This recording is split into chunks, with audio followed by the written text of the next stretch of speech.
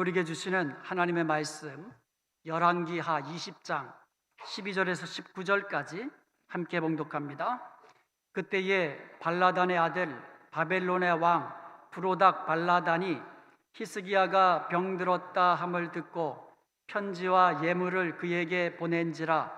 히스기야가 사자들의 말을 듣고 자기 보물고의 금은과 향품과 보배로운 기름과 그의 군기고와 창고의 모든 것을 다 사자들에게 보였는데 왕궁과 그의 나라 안에 있는 모든 것 중에서 히스기야가 그에게 보이지 아니한 것이 없더라. 선지자 이사야가 히스기야 왕에게 나와 그에게 이르되 이 사람들이 무슨 말을 하였으며 어디서부터 왕에게 왔나이까? 히스기야가 이르되 먼 지방 바벨론에서 왔나이다 하니 이사야가 이르되 그들이 왕궁에서 무엇을 보았나이까 하니 히스기야가 대답하되 내 궁에 있는 모든 것을 그들이 다 보았나니 나의 창고에서 하나도 보이지 아니한 것이 없나이다 하더라. 이사야가 히스기야에게 이르되 여호와의 말씀을 들으소서. 여호와의 말씀이 날이 이르리니 왕궁의 모든 것과 왕의 조상들이 오늘까지 쌓아두었던 것이 바벨론으로 옮긴 바 되고 하나도 남지 아니할 것이요 또 왕의 몸에서 날 아들 중에서 사로잡혀 바벨론 왕궁에 환관이 되리라 하셨나이다 하니 히스기야가 이사야에게 이르되 당신이 전한 바 여호와의 말씀이 선하니이다 하고 또 이르되 만일 내가 사는 날에 태평과 진실이 있을진데 어찌 선하지 아니하리요 하니라. 아멘. 나이가라 폭포 위쪽에 나이가라 강을 끼고 아름다운 공원이 조성되어 있습니다. 제가 그곳에 이제 갔을 때에 발을 한번 그 강가에 담궈 본 적이 있어요. 물이 참 맑습니다. 그런데 그 물이 아주 잔잔하게 흐르는 것 같은데요, 자세히 보면 대단히 힘차게 흘러가고 있는 것을 볼 수가 있었습니다. 그러다가 조금 지나고 나면 얼마 안 있다가 갑자기 거대한 폭포가 되어서 밑으로 떨어지게 됩니다. 오늘 본문 말씀을 보면 승승장구하던 히스기야가 갑자기 나이가라 폭포처럼 추락하는 모습을 보게 됩니다. 히스기야는 25세에 유다의 왕이 되었습니다. 왕위에 오른 후에 하나님이 기뻐하시는 종교 개혁을 단행했습니다. 이방신들을 섬기는 제단을 다 부셔버렸고요, 우상들을 깨뜨리고 불태워버렸습니다. 그는 하나님 앞에서 정직히 행하였고 하나님과 연합된 자로 살았습니다. 그 결과 하나님께서 그가 어디로 가든지 무엇을 행하든지 형통한 자로 만들어 주셨습니다. 그러다가 그의 나이 39살에 당시 초강대국이었던 아수르의 침공을 받게 됩니다. 나라가 멸망의 위기에 처하게 됩니다. 국가적으로 큰 위기가 찾아온 것입니다. 그때 그는 하나님 앞에 나가서 간절히 기도하며 부르짖었습니다. 하나님께서는 그의 기도에 응답하셔서 하룻밤 사이에 18만 5천이나 되는 아수르 대군을 모두 송장으로 변하게 만들어 주셨습니다. 나라는 평안해졌고요, 부강해졌고요, 든든해졌습니다. 그는 이 엄청난 위기를 하나님의 능력을 경험하고 하나님의 이름을 온 천하에 밝히는 축복의 기회로 만들었던 것입니다. 열왕기하 20장 1절 이하에 보면은요, 이 일이 일어난 지 얼마 되지 않아서 히스기야가 병으로 죽게 될 위기를 맞이하게 됩니다. 그때에도 히스기야는요, 낯을 벽으로 향하고 통에 자복하면서 눈물로 하나님께 간절히 기도를 드렸습니다. 하나님만 바라보며 하나님만 의지하며 하나님의 능력을 구하며 온전히 하나님께만 부르짖었습니다. 그러자 5절과 6절에 보면 하나님께서 이사야 선지자를 통하여서 말씀해 주시기를 내가 네 기도를 들었노라, 내 눈물을 보았노라, 내가 너를 낫게 하리라, 이처럼 놀라운 말씀을 해 주신 것입니다. 그리고는 네가 3일 만에 여호와의 성전에 올라가겠고 내가 네 날에 15년을 더할 것이다 말씀해 주셨습니다. 아울러서 유다 나라를 아수르 손에서 늘 지키고 보호해 주시겠다, 이런 말씀까지 더하여 주셨습니다. 이사야는 이 말씀을 전해준 다음에 무화과 반죽을 가져오게 하고 히스기의 상처에 놓았습니다. 그러자 상처가 깨끗하게 아물게 되었습니다. 여러분, 지금도 무화과 반죽으로 아픈 그 죽을 병에 걸린 그 사람의 상처에다 놔으면 낫게 될까요? 하나님이 고치신 줄로 믿습니다. 하나님이 기도를 들어주셔서 눈물을 보시고 그의 병을 고쳐주시고 그의 연수를 15년 연장시켜 주신 것입니다. 히스기야는 이처럼 위기의 순간마다 기도를 통하여서 하나님의 능력을 경험하였고 하나님의 은혜를 누렸고 인생의 절정기를 구사하게 된 것입니다. 그런데 안타깝게도 히스기야는요, 인생의 절정기에서 추락하는 폭포처럼 갑자기 추락하게 되는 것을 볼 수가 있습니다. 도대체 그에게 무슨 일이 있었던 걸까요? 오늘 본문 12절에 보면 당시만 해도 약소국이었던 바벨론, 그 바벨론의 왕, 이름도 좀 어려워요. 부르닥 발라딘이 히스기야 왕이 병들어 죽게 됐다는 소문을 듣고는 사신들을 보내가지고 편지와 예물을 보내온 겁니다. 13절에 보면은요, 사신들이 도착했을 때는 이미 히스기야가 병이 나은 겁니다. 병이 나은 후였기 때문에 기쁨으로 사자들을 환대했습니다. 그리고는 나라 안에 모든 것을 다 보여주었어요. 자기 보물고의 금, 은, 향품, 보배로운 기름, 그리고 군기구, 모든 무기 창고까지 다 보여준 겁니다. 왕궁과 그의 나라 안에 있는 모든 것을 다 보여준 것입니다. 사자들이 돌아가서 자기들이 본 것을 다 보고했을 것입니다. 유다 나라에는 참 금은 보화가 참 많더이다. 나중에 바벨론이 강대국이 됩니다. 강대국이 된 다음에 유다 나라를 침공하는 빌미가 된 겁니다. 그렇게 금은 보화가 많아?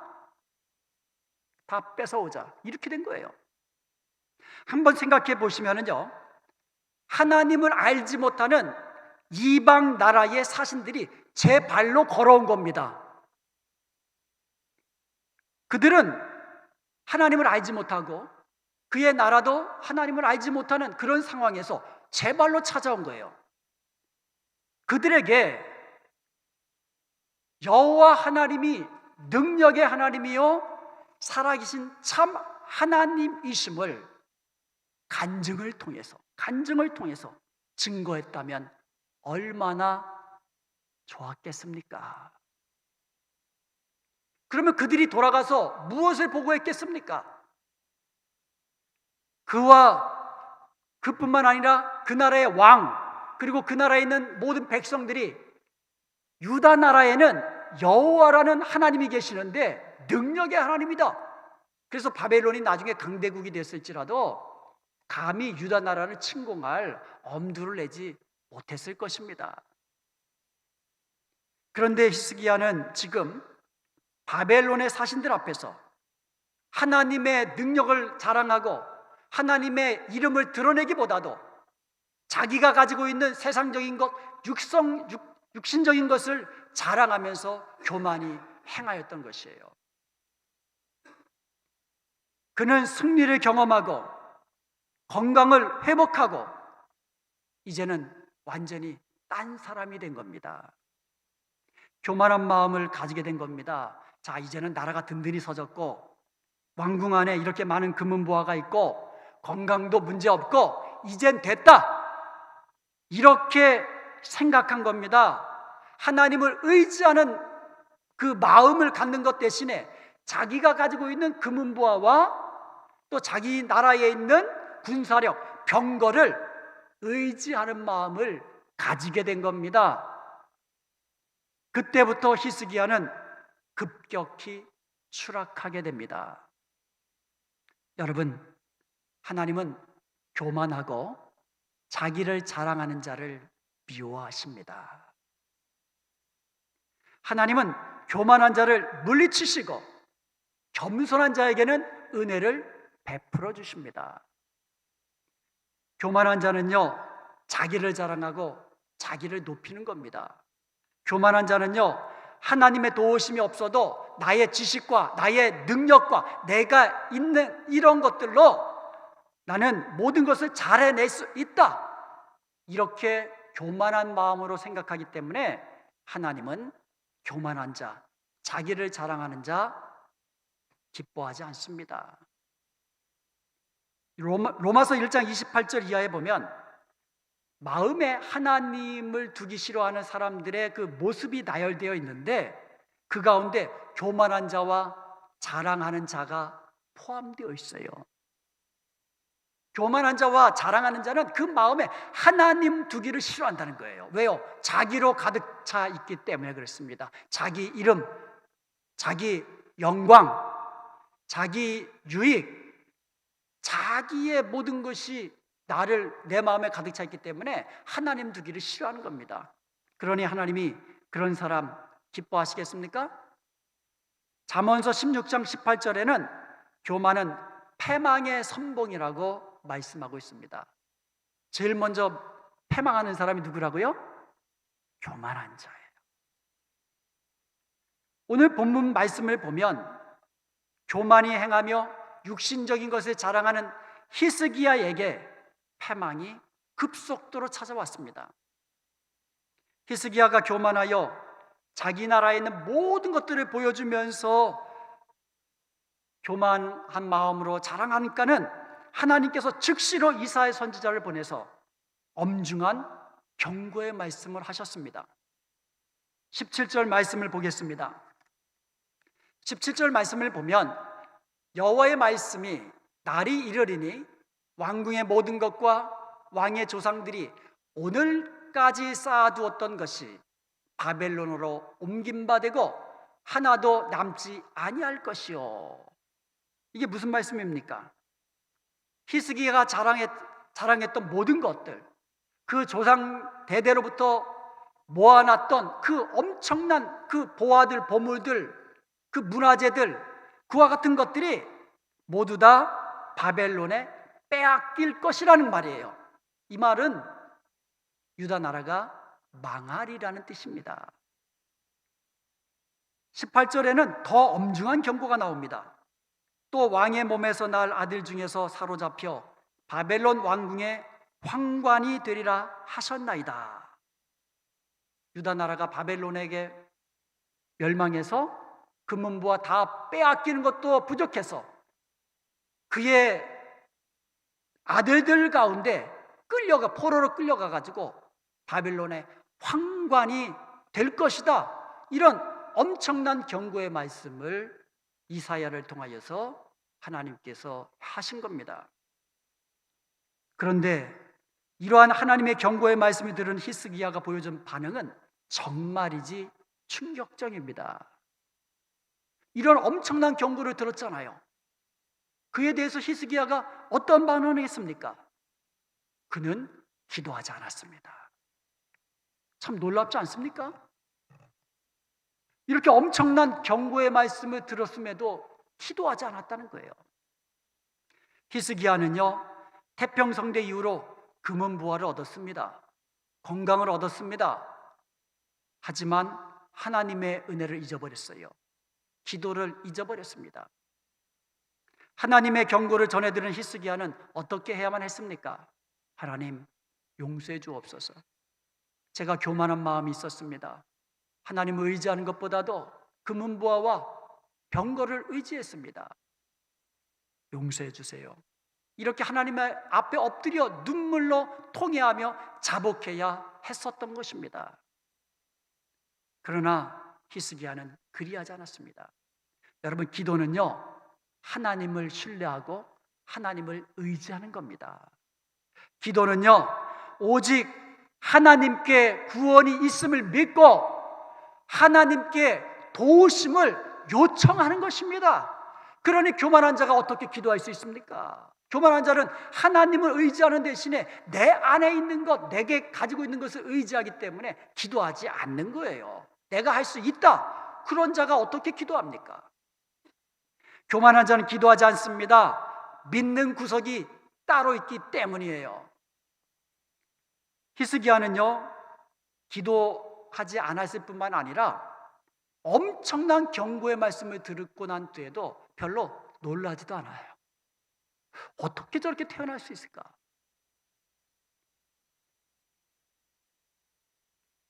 히스기야는요, 엄청난 경고의 말씀을 듣고 나서도 기도하지 않은 이유가 있습니다.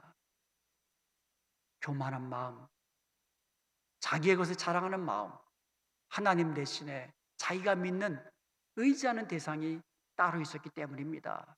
이것에 대해서 다윗은 시편 20편 7절과 9절에서 이렇게 고백합니다.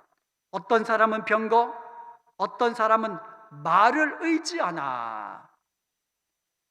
히스기야는 재물을 의지하고, 히스기야는 자기가 있는 병거를 의지하고, 또 어떤 사람은 자기가 믿고 있는, 자기가 신뢰하는 다른 인생을 의지하고, 그러나 우리는 우리 하나님의 이름을 자랑하리로다. 그들은 비틀거리며 엎드러지나 우리는 일어나 바로 서도다. 여호와여, 왕을 구원하소서. 우리가 부를 때에 우리에게 응답하소서. 다윗은 분명하게 고백합니다. 다른 사람, 그 어떤 사람, 말을 의지하고 병거를 의지하고 재물을 의지한다 할지라도 우리는 여호와 우리 하나님만 의지하며 오직 우리 하나님의 이름만을 자랑하겠습니다. 하나님이여, 내가 기도할 때에 응답해 주옵소서. 이렇게 믿음을 고백한 줄로 믿습니다. 이것이 저와 여러분의 고백이 될 수 있기를 주님의 이름으로 축복합니다.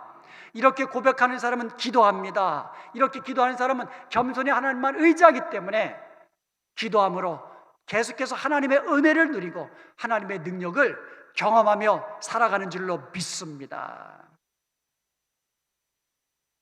둘째로 히스기야는요, 다음 세대를 생각하지 않았어요. 그는 기도하지 않았고 다음 세대를 생각조차 하지 않았습니다. 19절을 함께 보겠습니다. 19절을 보면은요, 히스기야가 이사야에게 이르되 당신이 전한 바 여호와의 말씀이 선하나이다. 지금 이사야 선지자가 하나님의 말씀을 히스기야에게 전해줬는데 그 하나님의 말씀이 선하나이다. 여기까지는 좋아요. 맞죠? 하나님의 말씀이 선하지요. 근데 그 다음 말씀이 아주 충격적입니다.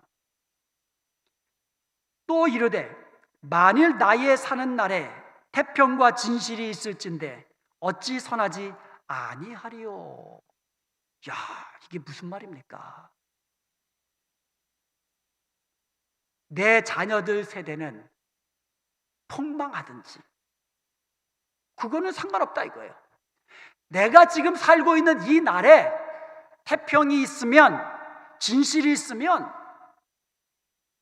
참 선한 거 아닙니까? 이런 소리예요. 이게 왕으로 할 말입니까? 이게 아버지로서 할 말입니까? 자기중심적이고 이기적인 모습을 볼 수가 있습니다. 히스기야가 하나님의 치유하심으로 건강을 회복한 이후에 3년 만에 아들을 낳았어요. 므낫세라는 아들을 낳았습니다. 근데 그 므낫세가 왕위를 계승한 겁니다. 12살에. 잘 생각해 보면은요, 므낫세라는 아들을 통해서 다윗의 왕권이 이어져 간 겁니다. 여러분, 다윗의 왕권이 이어져 나갔다는 얘기는 므낫세를 통해서 그의 후손이 메시아이신 예수님이 탄생하셨다는 거예요. 마태복음 보세요. 예수님의 족보를 보시면 거기에 히스기야가 므낫세를 낳고 므낫세가 이렇게 나오는 겁니다. 이 얼마나 큰 은혜요, 선물이요, 축복입니까? 만약에 히스기야가 병으로 죽었으면 므낫세가 태어나지 않은 거예요. 그런데 히스기야가 기도함으로 하나님의 은혜로 병에서 고침받고 나서 3년 후에 아들을 낳았는데 그 아들 므낫세가 그의 뒤를 이어서 왕권을 이어갔다는 겁니다. 이 얼마나 큰 은혜입니까? 그런데 문제는 그렇게 태어난 므낫세가 겸손히 하나님 앞에서 정직하게 행하고 하나님과 연합한 자로 행하고 눈물로 기도하는 아버지를 본 것이 아니라 교만해서 세상적인 것을 자랑하는 아버지의 모습을 보았다는 것이 문제입니다. 므낫세가 태어날 때는 정직하게 행하는 아버지가 아니라 교만이 세상 것 자랑하는 그런 아버지를 보고 자란 겁니다. 어려서부터. 열왕기하 21장 1절부터 9절까지 보면 히스기야의 아들 므낫세가 얼마나 악한 왕이었는지, 하나님 보시기에 가장 악한 왕이라고 말씀하고 있어요. 3절을 보면요, 아버지 히스기야가 다 헐어버렸던 산당들을 다 짓습니다. 바알을 위하여 제단을 쌓고 아세라 목상을 만들고 하늘의 1월 성신을 섬기며 경배합니다. 4절을 보면 거룩한 하나님의 성전에 우상의 제단들을 쌓았습니다. 5절을 보면은요, 성전 마당에 하늘의 1월 성신을 위하여 제단을 쌓습니다. 심지어 6절에 보면은요, 자기 아들을 불 가운데로 지나가게 했습니다. 몰렉 우상을 섬기는 것은 자기의 아들을, 어린 자녀를 인신 제사로 드리는 그런 아주 사악한 이 우상 종교예요. 자기의 아들을 제물로 해서 인신 제사를 드리는 그러한 종교가 몰렉 종교입니다. 그래서 하나님이요, 어떠한 죄보다도 몰렉을 섬기는 죄를 아주 엄중하게 경고하셨어요. 레위기서 18장 21절에 보면 너는 결단코 자녀를 몰렉에게 주어 불로 통과하게 함으로써 내 하나님 이름을 욕되게 하지 말라. 나는 여호와이니라. 그러면서 레위기 20장 2절에서는 이스라엘 자손이든지 이스라엘에 거주하는 거류민이든지 그의 자식을 몰렉에게 주면 반드시 죽이되 그 지방 사람이 돌로 쳐 죽이라고 엄하게 명령하셨어요. 유다 자손뿐만이 아니라 이방인이 혹시라도 유대 땅에 와서 거주하다가 그 자식을 몰렉에게 줘서 제사하는 것을 보면 그 지방 사람들 반드시 그 사람 쳐 죽여라, 돌로 쳐 죽여라, 이렇게 명하신 거예요. 안 그러면 그 지방 사람들이 하나님의 진노를 같이 받게 되기 때문에 반드시 그 지방 사람들이 니들 손으로 돌로 쳐 죽여라, 이렇게 명하신 겁니다. 그만큼 몰렉 종교는 하나님이 정말로 싫어했던 종교예요. 이런 사악한 우상을 므낫세가 왕으로서 섬긴 거예요. 거기다가요, 그는 하나님이 가증하게 여기는 점치는 자, 신접한 자, 무당들 가까이 하고 그들을 신임했습니다. 여러분 중에 혹시 점치는 분 안 계시죠? 예, 하나님 굉장히 싫어하십니다. 그냥 폰으로라도 점치지 마세요. 16절에 보면은요, 이 므낫세가요, 점치는 자, 무당들, 신접한 자 이들을 가까이 하고 신임하면서 거꾸로 하나님의 말씀을 전하는 선지자들을 다 멀리했습니다. 멀리하는 것까진 좋은데 당시 선지자들의 입을 봉하기 위하여 선지자들을 핍박하고 매일 그들 가운데 몇 사람을 골라서 죽였다고 합니다. 선지자들이 하나님의 말씀을 전하니까 듣기 싫은 거예요. 그러니까 매일같이 그 선지자들을 몇 사람씩 잡아다가 죽였는데, 선지자 이사야도 이때 톱에 켜서 순교했다고 전해져 내려오고 있습니다. 이런 악한 왕이 한 1, 2년 왕하다가 죽으면 좋은데 무려 55년 동안 왕으로 통치했으니까 유대 나라가 남아난 것이 뭐가 있겠습니까? 온 천지가 우상 숭배요, 온 천지가 하나님의 진노 아래서 신음하는 그러한 엄청난 결과가 므낫세의 악행을 통해서 발생하게 된 것입니다. 왜 이와 같은 일들이 발생했습니까?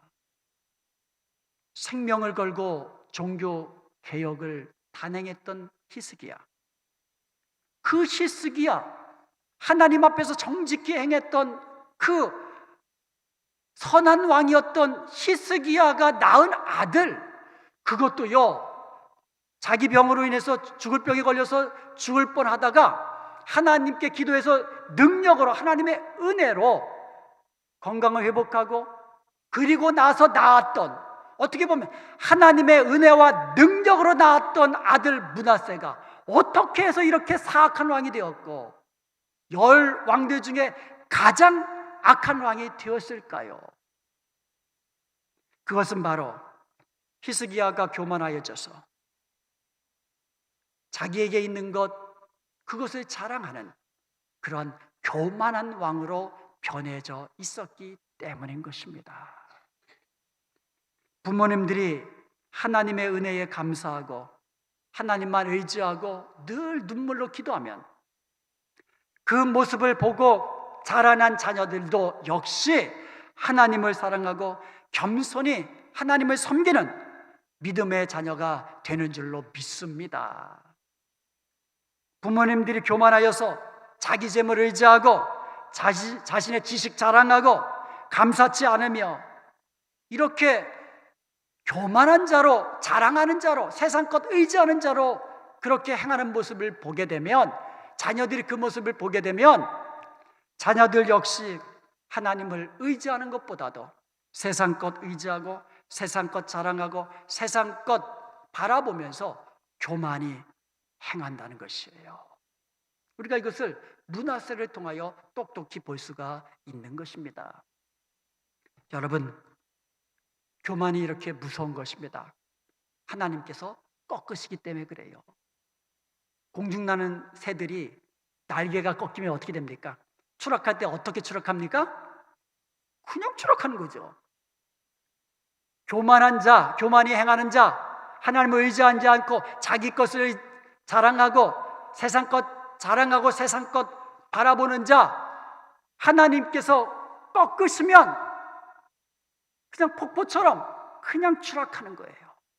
우리는 이것을 히스기야를 통해서 오늘 보게 되는 것입니다.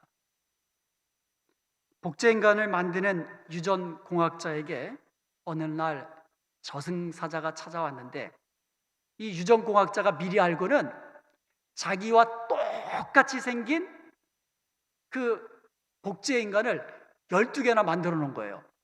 저승사자가 쭉 보니까 똑같아. 이게 어느 놈을 내가 잡아가야 되나, 똑같은 거예요. 그렇다고 아무나 하나 잡아갈 수 없잖아요. 그래가지고 할 수 없이 돌아서면서 놀랍다는 듯이 한마디 합니다. 야, 어쩌면 저렇게 똑같이 만들었을까? 정말 대단하다. 그러니까 이 유전공학자가 참고 또 참고 또 참다가 마지막에 참지 못해서 한마디 합니다. 내가 했지. 그러니까 저승사자가 오케이 이러면서 저승사자와 함께 끌려갔다는 우스갯소리입니다. 이게 비록 우스갯소리이지만 그만큼 사람에게는 누구나 이 자랑하고 싶은 마음이 다 내재해 있다는 겁니다. 윤리신학자였던 나인홀드 니버는 인간에게 있는 이와 같은 교만을 네 가지로 나누었습니다. 첫 번째로 권력적 교만입니다. 내가 권력이 없어서 낮을 때에는 겸손하지만 높아져서 권력을 주게 되면 교만해서 다른 사람을 무시하게 된다는 거예요. 그런 경향이 있다는 거예요. 둘째로 지적 교만입니다. 내가 모를 때에는 모르니까 그냥 겸손한 거예요. 그러다가 알게 되면, 좀 지식이 좀 쌓이게 되면 모르는 사람 무시하게 되고 그렇게 교만해지는 경향이 있다는 겁니다. 셋째로 도덕적 교만입니다. 내가 부도덕할 때에는 다른 사람 부도덕하게 하는 거 어떻게 합니까? 그런데 내가 도덕적으로 조금이라도 내세울 것이 있으면 다른 사람들을 부도덕하게 보고 이렇게 좀 깔아보는 그런 경향이 좀 있다는 거예요. 넷째로 영적 교만입니다. 내가 신앙적으로 기도 열심히 하고 또 성경 열심히 읽고 봉사도 열심히 하고 다른 사람보다도 좀 더 열심히 신앙생활하는 모습이 있다면 그것을 자랑하는 것까지는 그래도 좋은데, 자랑해서도 안 되지만 자랑하는 것까지는 좋은데 자기만큼 하지 못하는 사람들을 이렇게 좀 내려다보는 그러한 경향이 있다는 겁니다. 실제로 우리 주위를 돌아보면 가난할 때에는 겸손하다가도 조금 돈이 벌어서 재물이 있게 되면 갑자기 교만해지는 그런 사람들을 볼 수가 있습니다. 여러분, 여러분이 가지고 있는 재물로 인하여 교만하지 마십시오. 여러분이 가지고 있는 재물로 인해서, 지식으로 인해서, 건강으로 인해서 교만하지 마십시오. 여러분이 다른 사람보다도 좀 더 그냥 선하게 산다고 그거 너무 교만하게 하지 마십시오. 내가 다른 사람보다도 더 신앙생활 열심히 한다고 해서 하나님 앞에서 그게 하는 것이지 그것으로 인해서 다른 사람 그것을 지적하면서 그것을 업신여기지 마십시오. 그것이 교만입니다. 하나님께서는 교만한 자를 미워하십니다. 교만한 자의 날개를 꺾으십니다. 히스기야처럼 급속히 무너져 내리게 됩니다. 그러므로 여러분, 겸손해야 돼요. 만약에 교회 안에서 목사가 교만하게 되면요, 하나님께서 그 목사를 꺾으시잖아요. 그럼 목사만 꺾입니까? 그 교회도 단번에 꺾이는 겁니다. 그래서 여러분, 목사가 겸손해야 돼요. 그래서 제가 겸손한 목사가 계속 될 수 있도록 기도해 주시기 바랍니다. 목사뿐만 아니에요. 성도들도 모두 교만하면 안 됩니다. 특별히 영적으로 교만하면 안 됩니다. 그러면 하나님께서 그 사람만 꺾으십니까? 그 사람으로 인해서 목사는 물론 모든 성도들도 다 괴롭게 됩니다. 교회가 어렵게 돼요. 사랑하는 여러분, 하나님께서 교만한 자는 물리치시지만 겸손한 자에게는 은혜를 주십니다. 그래서 겸손한 목사에게 은혜 주시면 하나님께서는 교회에게 은혜를 베풀어 주시는 거예요. 여러분 성도들이 겸손한 성도가 되잖아요. 그럼 하나님께서 여러분에게만 은혜 주시는 것이 아니라 여러분의 자녀와 여러분의 가정과 우리가 몸담고 있는 우리 은하평강교회에도 풍성한 은혜로 채워주시는 줄로 믿습니다. 특히 지금은요, 이 예수님의 그 마음을 우리가 더 닮아갈 때입니다. 예수님의 마음은 겸손한 마음이에요. 그러므로 우리가 겸손한 성도가 되면 예수님을 닮은 성도가 되는 거예요. 그럼 반대로 교만한 성도가 되면 예수님 모습이 없는 성도가 되는 거잖아요. 그러므로 우리가 이 땅에서 신앙생활 하면서 예수님을 닮은 성도가 되는 것이 우리의 인생의 어떻게 보면 목표잖아요. 그러니까 우리가 겸손하면 예수님의 마음을 닮은 성도가 되는 겁니다.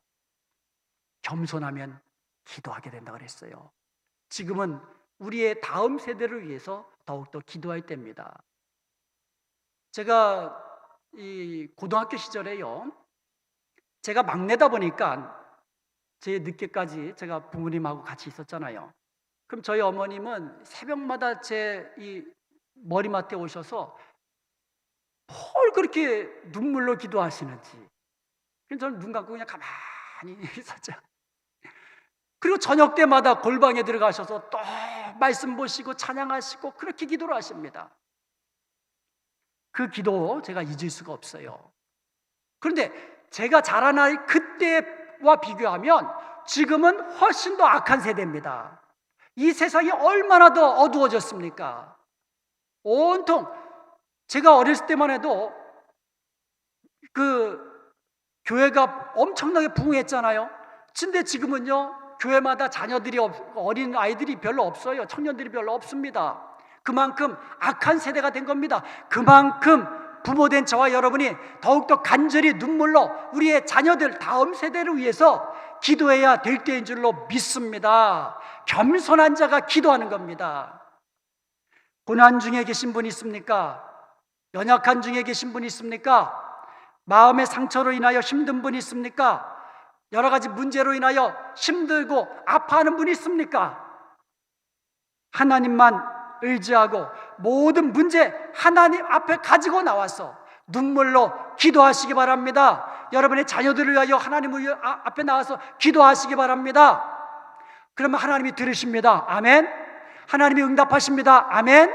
가장 선하고 좋은 것으로 허락해 주셔서 하나님의 능력을 경험하고 하나님의 영광을 드러나게 하신 줄로 믿습니다.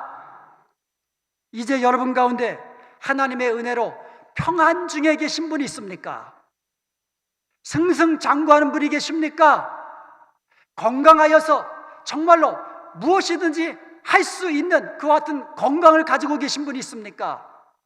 자녀들도 잘 되고 모든 범사가 잘 되는 그와 같은 형통한 가운데 있는 분 계십니까?